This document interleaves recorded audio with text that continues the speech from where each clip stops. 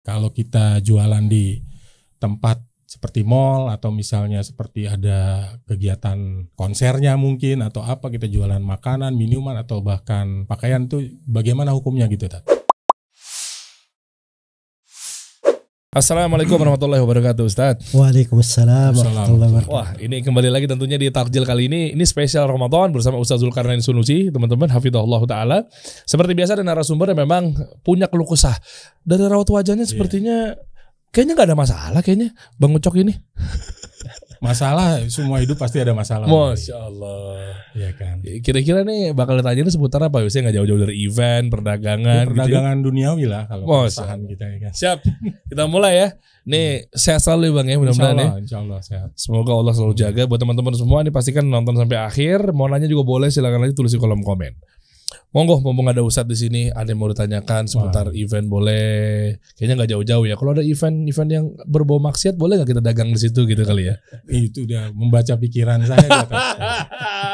Masya Allah nih, suatu kebanggaan nih ketemu Ustadz Zulkarnain ya. Biasanya lihat di YouTube doang. Oh iya. Masya Allah. Mumpung lah. Mumpung ya langsung. Langsung aja nih Tat ya. Boleh Tat ya. Fotol om barakallahu fiik. Ya jadi itu Tat tadi yang seperti Dery bilang ya.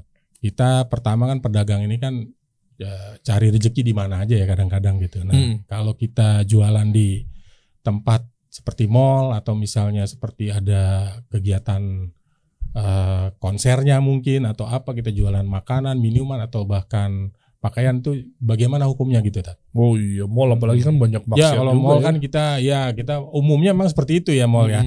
Itu kita belum kayak mall tuh di depan Zam-Zam Tower tuh kan nggak ada ya kan. Sunyi gitu ya kan, tenang gitu ya. Bawaannya lapar aja ya kan. Iya, bener-bener. Oh iya, ini ngomong soal Zam-Zam Tower, antum mancing sih. Waktu kemarin Anda ke sana tuh di tengahnya tuh lobi utama bawah tuh, yang lantai 0 yang langsung ke haram tuh, itu lagi ada acara pemerintah Saudi, Ustadz. Biasanya kalau kita acara kan ya udah begitu ya, panggungnya ada konsernya, ada live musicnya, ada set alat band lah segala macam. Ini sunyi, ada liputan media, belakangnya dibikin backdrop, itu syekh-syekh semua. Masya Allah ya. Tapi kayak nggak ada acara gitu, Ustadz. Ya kayak gitu maksudnya kan. Jadi kayaknya adem, nggak perlu gedumbrang gitu ya. Dan masih di situ aja yang bisa seperti itu kayaknya. Iya sih. Nah, cuman kita nih sebagai pedagang gimana nih, Tat? Di satu sisi kita pengen berdagang, apalagi di Ramadan ini kan waktunya kita berjualan takjil, makanan, minuman, pakaian apalagi, Tat. Ya kan, apalagi nih pakaian itu Ramadan atau Lebaran tuh Indonesia udah baju baru alhamdulillah ya kan. Untuk dipakai di hari raya. Untung nggak dinadain tuh. Iya gitu. Kurang lebih seperti itu, Tat. Fadhal Ustaz, barakallahu fikum. Ya bismillahi wahdah. Bismillahirrahmanirrahim. Alhamdulillahi wahdah. Wassalatu wassalamu ala man la nabiyya ba'dah wa ala alihi wa sahbihi wa man tabi'ahum bi ihsanin ila yaumiddin, amma ba'd. Jadi Masya Allah ya, kalau bicara masalah Ramadan itu pasti terkait dengan persiapan untuk Lebaran. Betul, ya kan? Untuk tarawih juga kan. Kita pergi tarawih perlu pakai hal yang bagus. Nah, itu namanya kegembiraan tuh. Masya Allah. Di tengah umat Islam. Dan kegembiraan itu ada hal yang disyariatkan. Ya. Karena itu kan dikatakan walisaimi farhatain. Bagi walisaimi farhatan. Untuk orang yang berpuasa ada dua kegembiraan. Kegembiraan yang pertama ketika dia berbuka. Berbuka itu kan gembira. Wah ini Masya Allah sudah selesai. Ada juga hal yang lain di kegembiraan berbuka itu sebenarnya. Banyaknya keutamaan pada saat berbuka. Termasuk orang-orang yang dibebaskan dari api neraka di saat berbuka. Itu kan gembira juga. Ya. Kegembiraan yang kedua, kegembiraan ketika berjumpa dengan Allah Subhanahu wa taala. Ya. Jadi maksudnya gembira untuk hari raya itu memang ciri dari agama ini. Karena itu ada syariat-syariat supaya kita bergembira. Di pelaksanaan ibadah kita di hari Jumat, kita diperintah untuk keluar pakai wangi-wangian, pakai pakaian yang bagus, disyariatkan untuk mandi. Sebagian ulama mewajibkan untuk mandi pergi Jumat. Nah, itu kan persiapan ya. Maksudnya hal-hal kalau dia terkait dengan kegembiraan, maka itu ada sudut-sudut ibadah di dalamnya. Apalagi kalau kaitannya kita memberi pelayanan untuk umat Islam, memasukkan kegembiraan di hati mereka, atau membantu mereka di dalam ibadah mereka. Nah, itu kan menjadi hal yang bagus insyaallah taala. Baik, kemudian yang kedua terkait dengan pertanyaan tadi ya. Jadi orang berdagang itu kan, berbisnis, kadang ada hal-hal yang di dalam syariat itu diberi kemudahan, kelapangan. Ya misalnya di dalam pasar itu kan bercampur baur laki-laki dan perempuan kan. Betul. Ya, tapi itu hal yang tidak bisa dihindari. Ya, karena itu nggak mungkin orang pasar aja dihijab ya. Dipisah ya. Dipisah. Ini akhwat nih ikhwan gitu ya. Iya. Jalan juga gitu kan. Jalan kan semua orang pakai, laki-laki perempuan pakai jalan. Kalau dihijab nggak tahu sih gimana kondisi jalan itu. Mungkin Pak lalu polisi lalu lintas sudah bingung 7 keliling gitu kan. Nah, itu hal-hal memang nggak bisa dihindari. Ya sama dengan transaksi jual beli itu karena umumnya terkait dengan pasar ya. Sekarang kan perkembangan lebih modern ya. Orang banyak berkumpul di mall. Sebab pemerintah juga dari sudut menata kerapian, itu yang paling rapi untuk berbisnis berdagang di sana.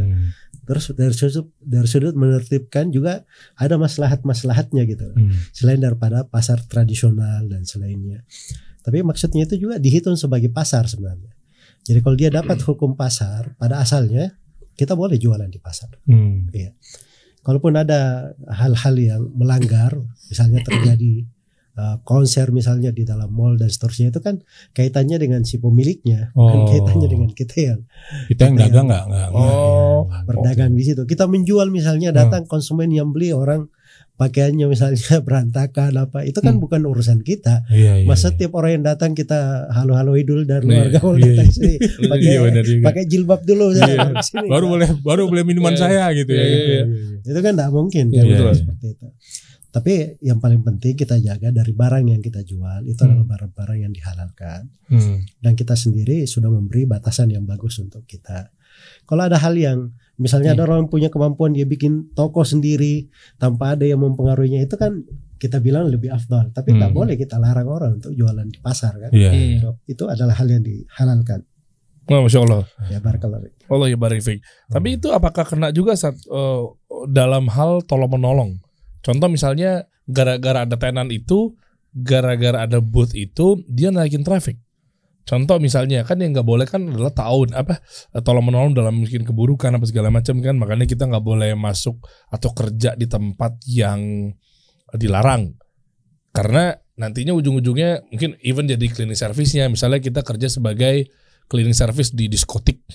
Misalnya dan seterusnya, atau mungkin perusahaan riba dan apapun ya gitu ya, atau mungkin di satpamnya apa segala macamnya, itu kan membantu proses terjadinya kemaksiatan. Nah, apakah ini sama Ustadz? Contoh misalnya ini keluar dari pembahasan tadi ya. Ini enggak, misalnya tadi kan mengenai tadi Ustadz bilang pasar, kita kan akadnya kan jual beli di sini, mau itu ada konser itu yang ditanggung adalah si penyelenggara, ya kan. Namun kan bisa jadi ada satu produk yang gara-gara hadir di situ, misalnya dia menjadi booth tenan misalnya. Nah, tapi dia akan membantu orang juga berdatangan dan berpotensi untuk nonton konsernya misalnya. Kan kita lihat ya, misalnya di pameran ada brand yang memang kuat banget nih secara massa. Brand itu hadir di tengah-tengah acara pameran. Akhirnya mau nggak mau kan pada datang tuh. Wow, berbondong-bondong. Mungkin brandnya itu apa, baju kah, atau minuman, dia lagi ada promo ini, atau makanan, restoran dan seterusnya. Nah, apakah pertanyaan Anda dalam fikih tersebut bagaimana menyikapinya? Apakah itu juga tolong menolong dalam kemaksiatan gara-gara dia ada satu produk yang disukain, mau nggak mau, pas banget nih, Blackpink nih, lagi rame kemarin Ustaz. Maaf ya Ustaz nggak ngerti mungkin nih, kita doang kali yang tahu ya, apaan doang. Kan artinya kan, udah tonton deh sekalian deh, gitu gimana tuh Ustaz? Jadi begini, saya tadi kan berbicara tentang hukum jualan di mall. Saya bilang itu sama dengan pasar. Jadi saya bicara tentang hukum jualannya, asalnya boleh lah jualan. Oh jualan, oke, boleh. Ya. Kita sebagai pedagang nih ceritanya gitu ya. Kita boleh kan jual, pasang buka toko di situ dan seterusnya itu diperbolehkan. Tapi kalau ada kegiatan-kegiatan seperti itu kan tidak terkait dengan kita, itu terkait dengan penyelenggara. Ya, itu hal-hal yang masuk di situ. Kalau kita punya kuasa atau punya kemampuan untuk memberi nasihat atau misalnya merubah, Nah, itu hal yang bisa kita lakukan. Tapi ini kan tidak terkaitan secara langsung dengan hukum berjualannya. Ya. Jadi kita sebenarnya nggak dihitung tolong menolong juga, sebab itu bukan di luar wilayah kita, bukan dalam wilayah kita, dan bukan kita yang menyelenggarakan sebenarnya, tapi pihak dari pemilik pasarnya. Ya. Si pemilik pasar nih sekarang ya Tat yang ini. Yang punya masalah. Oh iya benar. Jadi dia yang kena, kita aja cuma dagang aja ya. Ya itulah masalahnya sekarang. Jadi orang-orang itu kan untuk daya tarik supaya manusia datang itu kan macam-macam nih masa sekarang. Nah itu orang-orang umum itu kan daya tariknya pada hal-hal yang seperti yang disebutkan tadi. Padahal hal-hal yang seperti itu mungkin di sudut agama kita adalah perkara yang diharamkan, hal yang tidak diperbolehkan. Ya padahal kalau kita cari daya tarik yang lain supaya orang datang, itu akan lebih bagus. Ya kan banyak sebenarnya. Banyak cara. Apalagi kalau kita maksimalkan, jangan berpikir di sektor otak pariwisata saja. Pikir di sektor otak investasi, otak perekonomian. Kan banyak sektor kita bisa gunakan di negara kita ini kan. Jadi maksudnya pada hal-hal yang kita bisa dukung di situ dan tidak ada pelanggaran syariat, itu yang kita lakukan. Tapi kalau ada pelanggaran syariat, kita lihat. Kalau itu terkait dengan diri kita, ya kita harus merubah dong, harus tangan kita kan. Tapi kalau terkait dengan orang lain, itu kewajiban kita saling nasihat-menasihati. Ya, barakallah. Masya Allah. Allah barik fik. Clear nih Bang. Terjawab, alhamdulillah. Kejawab ya. Cuman saya menarik yang tadi yang pertama tuh menyambut hari raya itu Tat. Itu memakai, itu pakaian yang terbaik apa gimana Tat? Oh, apakah harus baru? Ya enggak, maksud saya ini soalnya kan itu dalil para pedagang ya. Dalil pedagang baju tuh kan. Pakai baju baru gitu kan. Nah, itu sebenarnya gimana sih Tat? Sahih enggak sih dalilnya gitu? Apa emang kalau saya dengar kan yang terbaik pada saat hari raya itu kita pakai pakaian yang terbaik gitu. Nah, itu dalilnya seperti apa tuh Tat? Ya, jadi ada dalil-dalil umum ya. Yang pertama terkait dengan bergembira dengan keutamaan dan rahmat Allah. Fabima rahmatin minallahi Qul bifadlillahi wa birahmatih fabidzalika falyafrahu. Katakanlah dengan keutamaan dan rahmat Allah, hendaknya mereka bergembira. Dari hal yang memang merupakan kegembiraan umat Islam adalah hari raya Idul Fitri dan Idul Adha. Karena itu disyariatkan sedekah zakat fitri. Ya kan? Supaya di hari itu jangan ada yang bersedih, orang semuanya bergembira, ada yang menganggap dirinya tidak punya makan, gitu kan? Ya, dari mana itu diambil dari sudut kegembiraan. Dan kadang sebuah nikmat Allah Subhanahu wa taala kepada seorang hamba, kadang dalam bentuk mensyukuri nikmat itu, dia memakai hal yang mencocoki dia ketika mendapatkan nikmat. Kan kita kalau pakai baju baru gembira gitu ya kan gitu. Itu menunjukkan kegembiraan juga kan. Dan juga cara umum menunjukkan umat Islam ini luar biasa gitu kan di mata orang-orang. Ya, itu juga hal yang dijaga, dimaksudkan di dalam agama kita. Kenapa ada syariat zakat fitri? Sebab itu terlihat di akhir Ramadan itu umat Islam itu mengeluarkan makanan pokok saudara-saudaranya itu luar biasa kan, orang melihat itu kan simbol kan, simbol yang menunjukkan sesuatu yang membuat hati umat itu menjadi sejuk, semakin rekat, semakin tahu mereka ini bahwa mereka ini umat Islam suatu kesatuan, hal yang besar gitu. Nah, ini mana-mana agung sebenarnya diinginkan di dalam syariat Islam untuk kebaikan umat Islam itu sendiri. Ya barakallahu fikum. Masya Allah. Gimana? Berarti ya kita himbau lah teman-teman berangkat ke Jacklot dan MMI ya. Ini pas masuk tuh. Oh iya, soalnya pas lagi Ramadan. Iya, Ramadan nih. Jadi beliau ini Ustadz lagi bikin event Muslim Market Indonesia. Ya, betul. Wow, itu kasih solusi hadir juga Ustadz. Masya Allah. Ada merchandise kasih solusi lagi. Ada, itu perdana kasih solusi bikin merchandise. Jadi buat teman-teman hanya bisa didapatkan di MMI. Masya Allah. Muslim Market Indonesia di booth kita ramaikan. Ada brand-brand Muslim kita yang lain. Yang kemarin Ustadz Atelier Angelina itu. Yang kan kita undang ke sini juga tuh. Yang Pak Afif, yang baju-bajunya yang insya Allah mau ada kolaborasi, Ustadz mau support buat ekspornya kan. Masya Allah. Dia belum pernah ekspor tuh.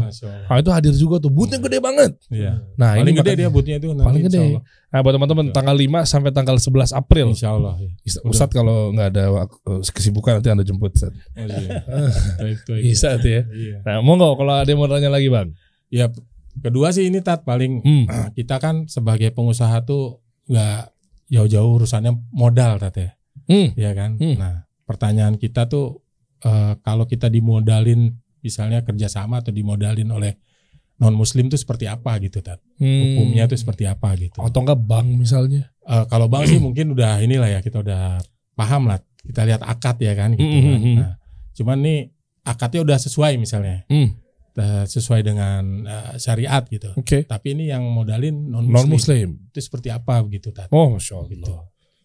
Ya pada dasarnya itu di dalam transaksi bersyirikat itu pada dasarnya dibolehkan di dalam agama kita. Masya Allah. Ya, jadi dalil-dalil bersyirikat dalam usaha, dalam kehidupan itu terlalu banyak ya di dalam Al-Quran maupun di dalam hadits Rasulullah Sallallahu Alaihi Wasallam.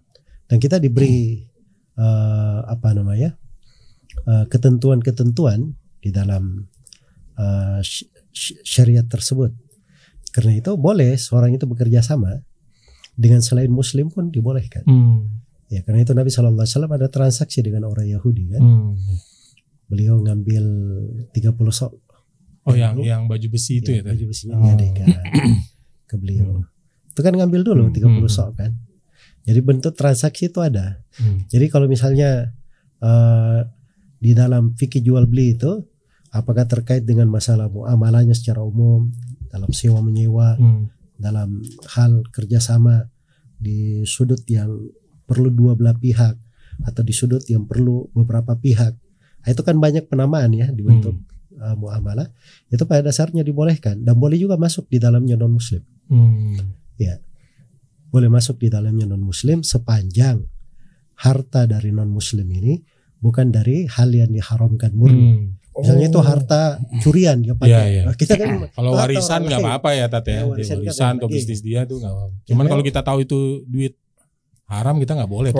Ya, memang non muslim semua hartanya haram, enggak juga kan? Karena dia usahanya bagus, bikin toko, kios sama segala macam kan jualan.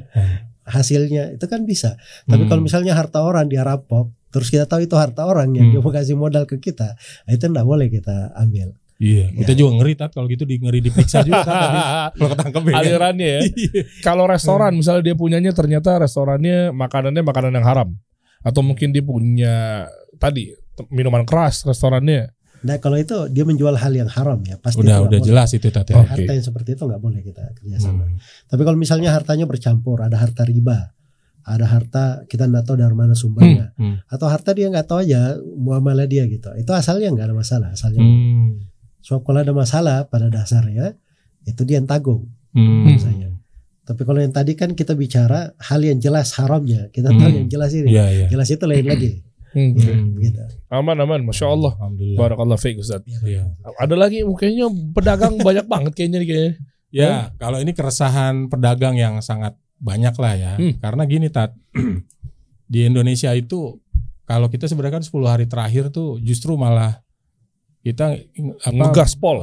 Banyak di masjid, banyak ibadah. Tapi permasalahannya di Indonesia 10 hari terakhir itu penjualan luar biasa Om Dery. Sangat luar biasa. Ada pembenaran atau seperti apa nih? Ya enggak, ini makanya kita pengen gimana ya? Biar tetap datang. Kiat gitu loh Tat. Maksudnya gini, supaya apalagi kan tim nih kayak kita nih lagi jalan misalnya 10 kota gitu kan.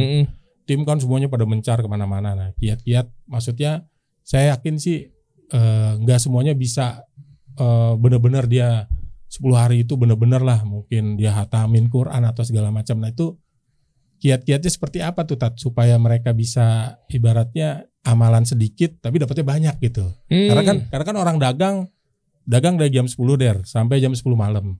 Udah capek tuh. Misalnya terpaksa mereka pun terawih harus sendirian misalnya. Itu udah capek banget tuh, kadang-kadang gak terawih juga gitu kan karena udah capek gitu kan.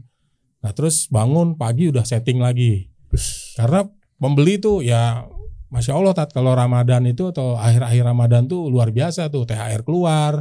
Terus kadang udah mau akhir lagi tuh uang gaji THR gaji keberapa keluar terus sama uang THR dari pamannya datang gitu kan. Misalnya nih ayo dikirimin tuh biasanya gitu. Nah itu kalau ya gimana ya, di satu sisi kita ninggalin sayang gitu kan, di satu sisi gitu loh Tat gitu. Kalau saya sih lebih ke pemula dan fighter yang awal-awal nih sama yang pekerja kita Tat gitu loh. Kadang saya juga merasa apa saya zolim ya, saya ninggalin tapi karyawan disuruh begitu gitu kan. Itu kayak gimana Tat? Kadang-kadang dilema Tat buat saya gitu loh. Dilemanya Ya kadang-kadang ya Bang Ucok enak dia tinggal ini doang ya kan.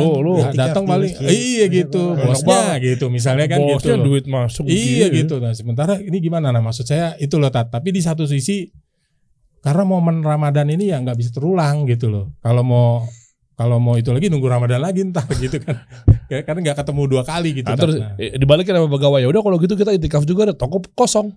Nah itu dia, barang gak kejual gitu kan Tat, gitu kan. Kita jadi seperti itu Tat, kadang-kadang kita juga bahkan nyuruh dia kerja aja gitu. Zolim apa enggak gitu ya. Sementara dia mau beribadah juga ya. Iya kan di satu sisi dia juga mungkin siapa tahu dia juga pengen juga sebenarnya gitu. Itikaf atau iya gitu. Nah masalahnya di negara kita ini kan kulturnya begitu Tat, THR-nya mepet dikasihnya ya kan. Paling cepat kan 2 minggu sebelum lebaran tuh Tat, ya kan paling cepat tuh. Terus di akhir-akhir baru orang banyak yang sedekah. Sedekah gitu. Biasanya karyawan dapat tambahan bonus apa tuh kan di akhir-akhir Om. Tinggal misalnya nih udah tinggal 5 hari lagi, 3 hari lagi mau lebaran baru dikasih. Nah di situ puncak biasanya Tat. Puncak sales lah. Nah itu kayak gimana tuh? Kayak gitu Tat. Ya jadi apa ya? Kan dalam Al-Qur'an Allah berfirman fattaqullaha mastata'tum. Bertakwalah kepada Allah sesuai dengan kemampuan kan. Masya Allah. Ya. Jadi kita ada beberapa hal yang mungkin perlu dipertimbangkan. Yang pertama dari sudut waktu. Karena ada waktu ibadah kadang tidak berulang ya. Seperti 10 malam terakhir. Betul, itu dia. Itu kan dari tempat lainnya, cuman di situ aja gitu kan. Terus ada malam Lailatul Qadar kan. Ya, tapi maksudnya di situ menghidupkan malam itu dengan ibadah. Nah, ibadah itu kan salah satunya adalah di masjid. Tapi ibadah kan tidak semuanya di masjid, ya kan? Oh, gitu. Jadi kita juga nggak bisa, saya juga nggak bisa ini. Sebagian teman-teman ada yang saya kenal, justru dia mengumpulkan rezeki dia untuk setahun di bulan Ramadan. Betul Tat. Dia di selain Ramadan, betul, dia banyak itu Der, banyak banget yang begitu. Dia giat taklim, giat belajar dan seterusnya. Tapi memang sudah seperti itu ininya. Ya. Tapi kalau dilihat dari sudut amalannya di tempat lain, banyak hal yang baik yang dia bisa lakukan. Kalau dia tetap lakukan itu di bulan Ramadan, dia berdagang. Ya, tapi kalau dia luputkan, mungkin dia akan susah payah di keluar dari Ramadan, akan sulit dia untuk kegiatan-kegiatan baik yang dia lakukan bersama dengan mencari dunianya. Ada orang-orang yang kadang keperluannya kita tidak tahu. Sisa kita ajari. Itu yang paling penting, kita ajari orang itu berniat dengan niat yang baik. So kadang seorang berbuat baik, berbuat amalan biasa saja, makan dan minum, itu bisa bernilai ibadah, ya kan? Apalagi kalau dia misalnya dia berbisnis, dia mencari nafkah, dia niatkan dengannya hal-hal yang baik, misalnya untuk menjaga kecukupan keluarganya, supaya dia tidak mendadahkan tangannya kepada orang. Masya Allah. Tangan di atas lebih baik dari tangan di bawah, ya kan?